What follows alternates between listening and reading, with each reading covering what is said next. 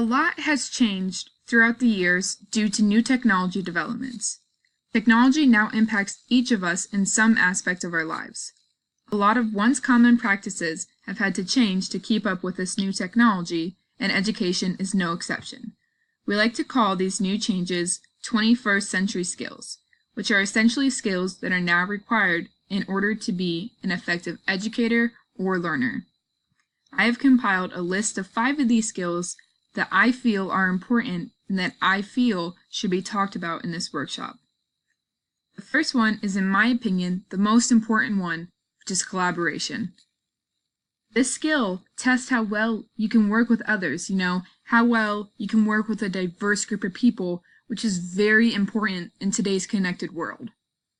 The second is communication, which is important because it is required in order to be an effective educator. As a teacher, being able to effectively communicate with your students is crucial to their success. The third one is leadership, which is a skill that is 100% required if you want to succeed in the 21st century as an educator. You need to be confident in every action you make and every lesson you teach, because the future of your students could literally be in your hands. The fourth one is creativity.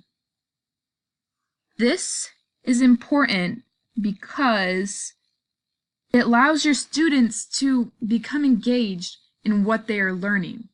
It allows business professionals to become engaged in you. And it allows the world to grasp concepts in a unique way, which is essential in today's world. Finally, the last skill that I have listed is adaptability. Now, I don't want you to think that because it is on the bottom of the list that it is least important. I actually feel like adaptability should come last in this workshop because I think it ties everything together. I believe that the skill of adaptability is absolutely crucial to be successful in any field, not just education. You need to be able to bounce back, to find new ways to solve a problem, and to try and find a happy medium between two opposites.